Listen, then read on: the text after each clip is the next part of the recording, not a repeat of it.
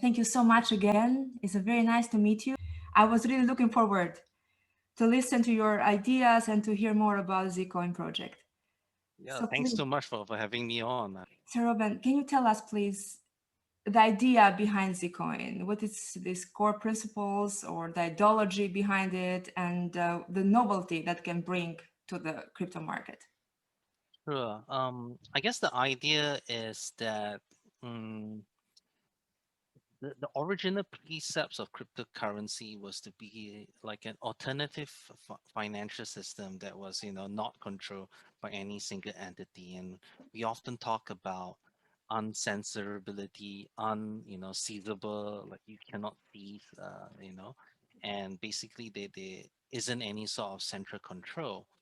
But the problem is that Bitcoin, although it's a great, I do think it's a currency that will last the test of time. I mean, it's definitely not going away for the next 10 years or so at the very least. Um, but it is also very slow. It does not have very good privacy properties. And Bitcoin, every single transaction, every movement of every coin from its beginning is trackable. So you see A transfer to B, transfer to C, you know the exact amounts, you know the exact movement of every single coin. And that is to me a very big problem if you're talking about an uncensorable, unseizable financial system, because what's the point if I suddenly find out that you have 100 Bitcoin, you say unseizable, I go to your house, I point the gun to you, and I say give it over, right? Yeah, And we are already actually starting to see this because when with new regulations coming in that require, tracing of the source of every single funds, it suddenly becomes not as unseizable and us as it can be controlled. exactly. Yeah. And that's a real problem for first of all, if you believe in the original precepts of cryptocurrency, but also for adoption, because why would people want to use a currency that exposes information when I pay someone? So what we at Zcoin are trying to do are trying to the first thing that we're trying to solve is privacy on the blockchain, and we want to make sure that when you transact on our blockchain using this currency, it is almost as good as cash. Like when I receive cash from someone for a cup of coffee, I don't ask where this money is from. I just accept it as legal tender, and I don't need to get when you pay me $10 or something. I don't get any information from you besides that you had $10, and that's correct, right? Like if I'm using Bitcoin, I pay to you. They're like, oh, looks like you probably this came from a wallet with 300 Bitcoins, and you made this and this and this transaction, right? I mean, that's the reality of if cryptocurrencies become mainstream, that's what's going to happen, and that to me is really scary. So that's what we at Zcoin are trying to do at a very high level. Yeah. Yeah, I like the principle, how Zcoin is built on. It's really because privacy is very important. It kind of like Mhm. privacy can secure also like safety for the user also, and it's like a mean of freedom. Because if there is no Right. privacy, there is no freedom for the person that use. Thank you, Ruben. And I saw in your website that Zcoin technology can be used for voting also and anonymous polling. Can you please? I'm very curious to hear more about it. Do you have Sure. any specific example, maybe, if you can give us? Yes. So first of all, the way our technology works is that you can take any coins, you burn it, Okay. and then you can redeem them to any new address. And when you redeem them, those coins appear like brand new coins with no identifiable source. So this is also great to build voting systems. So for example, if I give everyone like one token and they burn it up, right? Then they say, okay, address A means option one, address B means option two, address C means option three.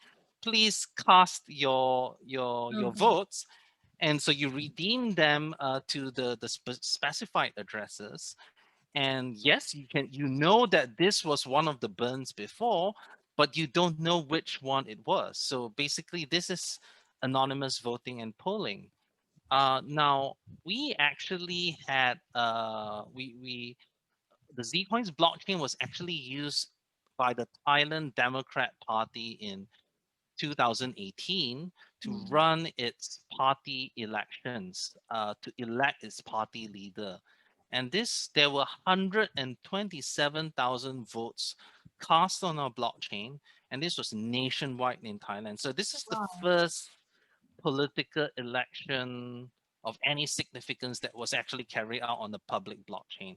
I don't know of anyone else. I mean, there's some trials and maybe like a few hundred people, but this was something that, in hundreds of thousands nationwide. And this happened in late 2018. So I think this is like kind of like a very first in blockchain voting in Exactly. political thing. And I think it's a great showcase of the technology that, it's not just about privacy or hiding what you do. Our technology can also be used to enable governments as well. So I think that's kind of the message that we wanted to send from that exercise. Yeah. I read, it was a week ago or something like that, that you introduced Lelantus, if Mm-hmm. I'm correct. The next Yes. generation privacy protocol for Zcoin. Can you please Right. tell us more information about it? How does it work? How, when you launch it, how was received from the users, from the audience? Right. So Lelantis is actually named after the Titan god of moving unseen, or the god of air, which is, it's kind of apt considering that, we are it's a privacy mechanism. And the basic idea is that you can burn any amount of coins. Like, let's say I want to burn 154.3 coins. And then I can redeem any arbitrary amount out. That means I can redeem zero point 0.5 coins, and you won't even know that it came from the 154 coins. And again, those coins have no previous transaction history. So the beautiful thing about Lelantis is that it's using zero knowledge proofs, which is very I guess like a very hot topic, especially in blockchain privacy. Yeah. But the type of zero knowledge proofs that we use are do not require something what we call a trusted setup. There's no like secret backdoor that makes us unable to create coins out of thin air. Other systems do have this backdoor, which they have to have some sort of ceremony to destroy that backdoor. Mhm. But we don't, and so you kind of have to make sure that yes, that ceremony was done correctly, and that you trust that it was done correctly. And actually, like, the first ceremony of Zcash wasn't done correctly. So it's not to say that they are dishonest, but because there's this backdoor, there's so many other hoops that you have to jump over to Yeah. destroy that backdoor. Zcoin doesn't have this problem because the system that we use doesn't require this backdoor. Exactly. Uh, we are also using math and cryptographic principles that are very well established. What we call them cryptographic assumptions. That is that's kind of like used so widely throughout that if those cryptographic functions break, the least of your problems would be Zcoin. Many parts of the internet would break if those assumptions break. So they're very, very well established. And in terms of relative simplicity, in terms of the construction, it is very simple and elegant. And why that is important is because as a decentralized cryptocurrency, right? Yeah. How do you trust the system? You trust the system by looking at the code, and you're looking at the cryptography. And if it is simple to understand and the code is easy to understand, then you can verify it yourself. And that means a large number of people can verify that this is working correctly. But if your system is very complex, and even if it's open source, maybe only like a couple of people in this world can actually verify that, oh yeah, this is correct. And that is probably against the idea of like open source and free currencies. So I do think there is a value in that. And one of the very interesting things about Lelantis is that we use a zero knowledge proof called one out of many proofs. Okay. And because of our work on Atlantis, which actually sort of unlocks the power of this one out of many proofs, many other privacy cryptocurrencies are also starting to look at this particular zero knowledge proof. For example, Monero, they are planning to launch something called Triptych. And Triptych is actually based out of one out of many proofs and uses the same kind of tricks that we did to create Okay. Atlantis. So our innovation is expanding the entire space, not just Zcoin, and we're very happy that it does so, right? Because we're doing things not just for Zcoin price, but for the benefit of humanity as a whole. And it's great that our technology has wide applications. So we're really excited for this. Testnet is launched mainnet binaries. That means the program will be probably launched at the end of November, Okay. and it'll go live sometime in January. So we're Okay. really, really excited about that. Yeah. Best of luck. Thumbs up and best of luck. I really look forward to Hmm. it. So, can you tell us a bit more about now the Zcoin, the utility? Like, Sure. can people use it to buy goods or as a means of payment, or if there is any discussion going on, maybe for future to you to be like people can buy for can pay for services or can do some exchange, and also I saw that it can be mined, right? People can Yes, mine. correct. So first of all, I mean, Zcoin, we do have fiat gateways in many countries, in Indonesia, in like we have Turkish lira, we have, well, of course we have the US dollar and all this other stuff. So we do have a lot of fiat gateways. And when you're talking about means of payment, yes, like you can use it on something called Travala, that you can book hotels in millions of locations using Zcoin, even with a very like good discounted rates. There's actually something that we have kind of like semi working in Thailand, where we are kind of integrated into their national QR code system. And if you have that particular bank account, you can spend at millions of merchants nationwide in Thailand. But so far, we've only got it working with one bank provider. Hopefully, we can expand that to others. But that's great because the merchant doesn't even need to know that they are receiving cryptocurrencies. They just receive it in Thai baht. All the conversion happens in the background, but the ability to spend in like millions of locations is really good. We're still, of course, like we're accepted by various VPN services and things like that. And I do think that adoption will continue to grow as people see the value of private transactions, especially when you're dealing with stuff online. There's even a service called Fitbone, which allows you to kind of rent uh, phone numbers for SMS verification. So like sometimes like some services require you to have a SMS verification, but you don't want to give out your real number. So you can have a disposable number. You can pay with it using Zcoin, and you get your number, use it to get your thing, activate the account, then it's Yeah, gone. So I think those are some cool ways to spend using Zcoin. Yeah. excellent. And Reuben, do you have any challenge like Zcoin is facing any challenge recently? And if yes, how do you plan to tackle it or how to solve it? I think anyone who isn't facing challenges would be lying. Of course, Zcoin um, does face many challenges, because for us, we are not VC funded. We don't have large amounts of money available for the team because we believe that I mean, there's two ways you can launch a coin, right? You can just say, oh yeah, 50% to the team, 30% to exchanges, 20%, and like 10% to the community to buy on the market, and everyone else is. And we feel that that's kind of it's very profitable, but not really a true cryptocurrency. It's almost like Starbucks points, right? It's like you choose who gets what, and that's Exactly. why mining is important, right? And but that being said, because we don't have like huge amounts of like money upfront. Like we didn't have any ICO, right? Like ICO you raise like, oh yeah, I get like 100 million, and then you can throw it here and there and Mhm. do all sorts of stuff. We get this in like because we take part of the block reward and that comes to us as part of the development fund. There's no huge amount that comes up front, right? So Correct. Yeah. when exchanges, some exchanges are asking like millions of dollars, integrations are asking millions of dollars.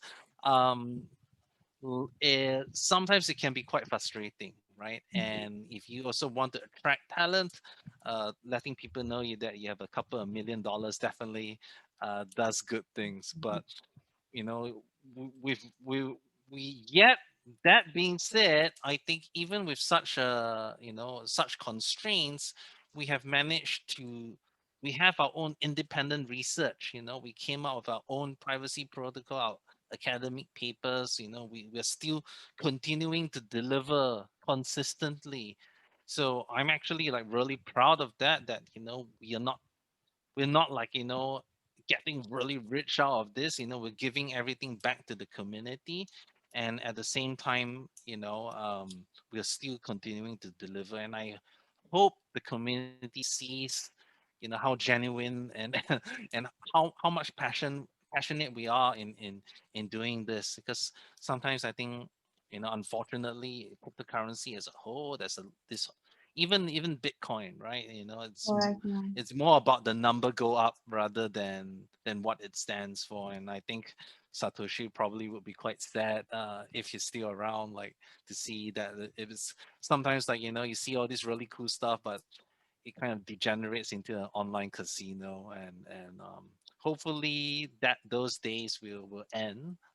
We're still in this early stage of The stuff, early stage of but it. yeah, I mean that's the reality, right? Yeah. What can we do? Yeah. And where do you see Zcoin in the next 2 to 3 years? As a goal achievement, idea development, or as also in the position of the crypto market? Where do you see Zcoin? Right now, we are seeing so many coins and projects come up, and very few of them are still trying to be money. Many of them are like utility tokens, like they're tokens to be used on exchanges, or they are governance tokens for like DeFi protocols and stuff like that. And I do feel that the best use case of blockchain is still being money. And I hope that Zcoin in the next 2 to 3 years becomes one of the major forms of cryptocurrency money that has privacy there. And I do think we can achieve it on a technical level. We're definitely among the top. And I do think that if we are going to see mainstream adoption of cryptocurrencies, people will see the value of privacy. Right now, because it's like if it's just degenerate gambling and stuff like that, yeah, people don't really care, right? They just want to see number go up. But when actual business is being done, when actual lives are at stake, people are worried, especially with the rise of central bank digital currencies Yeah. and like stuff like Libra, or now even like PayPal is thinking about coming out with his own coins. Yeah. These things are fake cryptocurrencies because they're just exactly the same. They may have the same technology behind them or similar technology, but they are centrally controlled. That means I issue, the country issues, or this entity issues and decides what's wrong, what's right, and what's wrong. And money should not have morals. It's just a utility, like yeah, like electricity. I can use an electric to build, to light my house, or I can use electric to electrocute someone. It's Electricity itself does not have morals. You can use it for Oh, good and bad. And we believe money is the same and that it should be a public utility. And that's what cryptocurrencies and blockchains are best for. Yeah. perfect. But what do you think PayPal or these big companies, because just recently they started to boom in a way to adopt the cryptocurrency or the ability to buy cryptocurrency, because MasterCard started and then Visa adopted it and then PayPal.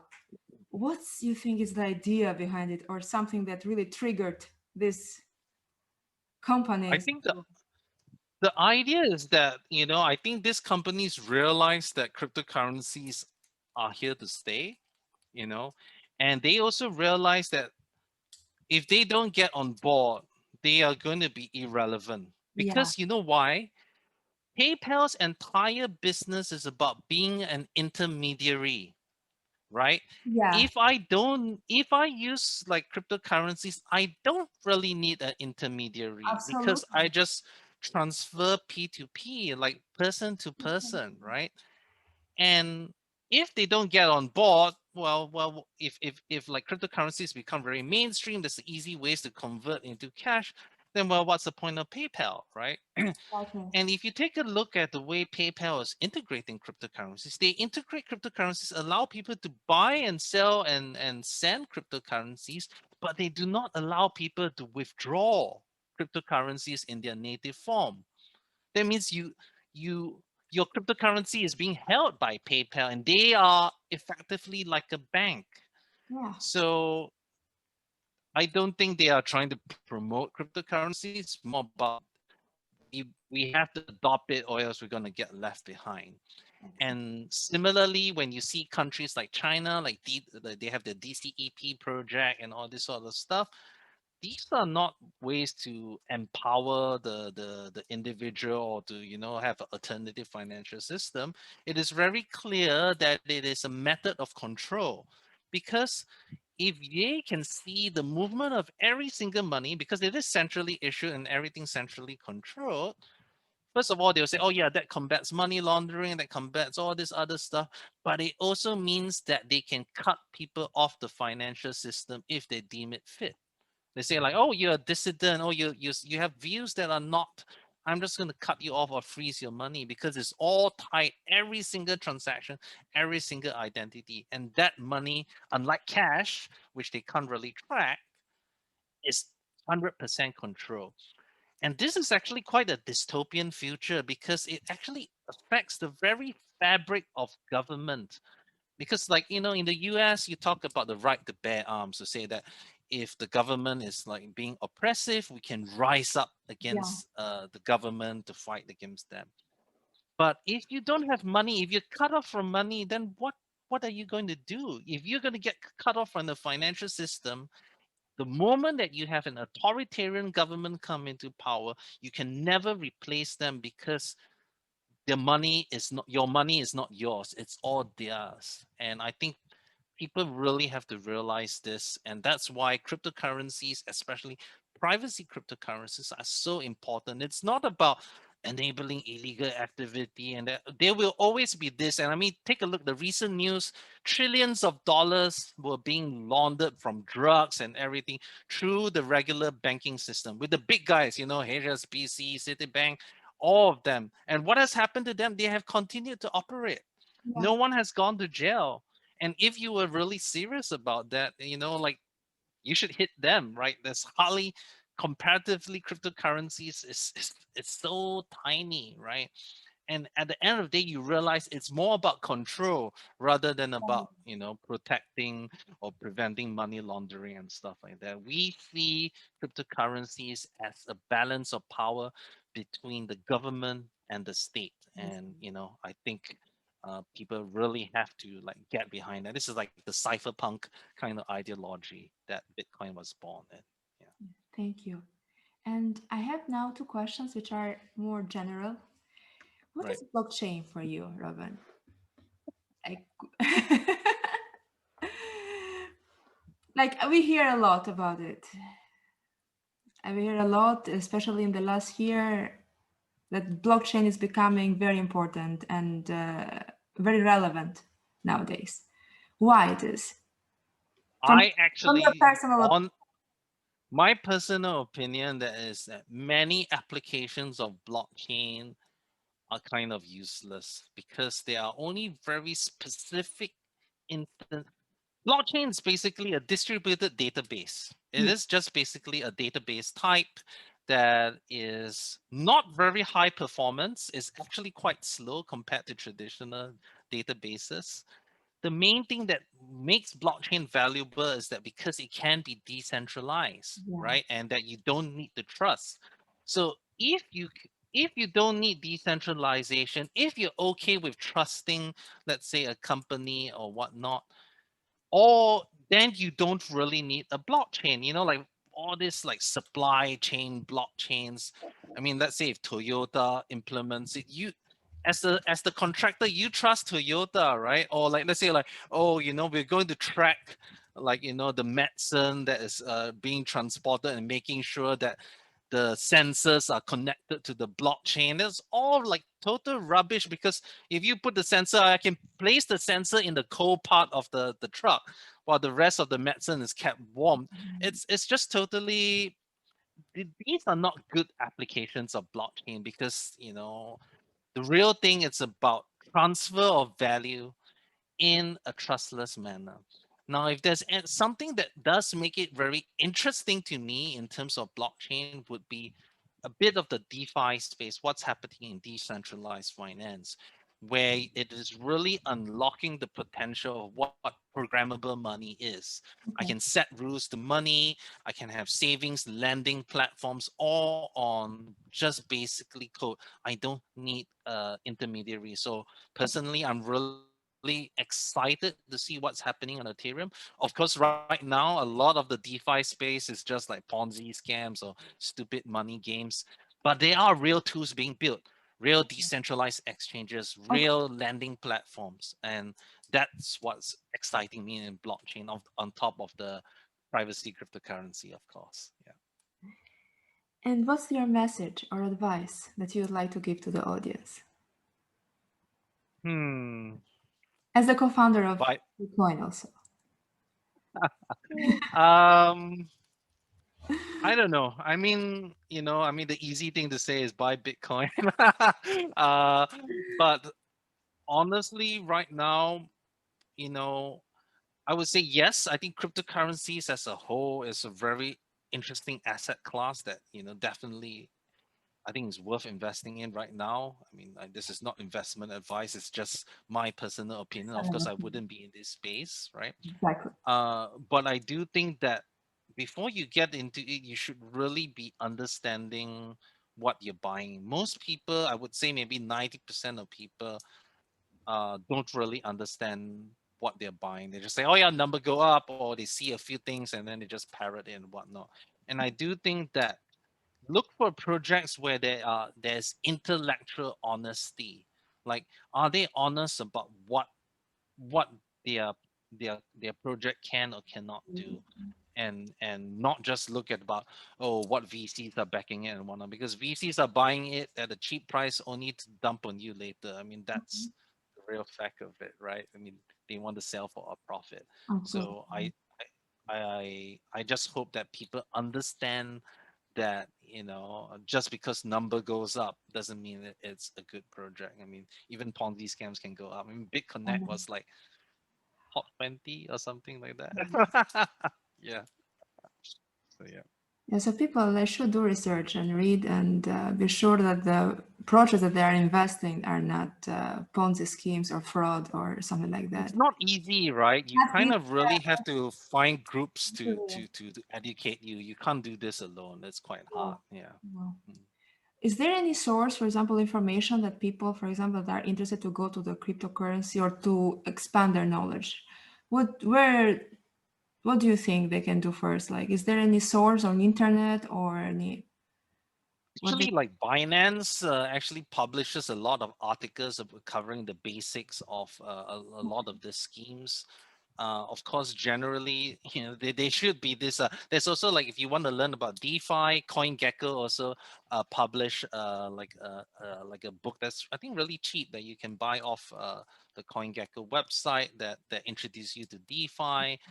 Um, and yeah, I mean, if you want to know about what's happening in the privacy space and whatnot, you can watch Naomi Brockwell's videos. She doesn't just talk about cryptocurrencies, but even just about general privacy, about like the Snowden stuff. So I think these are great ways to start. There isn't one single resource, but I think these are good places to start. Yeah, Finance Academy has a lot of good stuff. Yeah. Yeah, I heard about it. Thank you, Robin.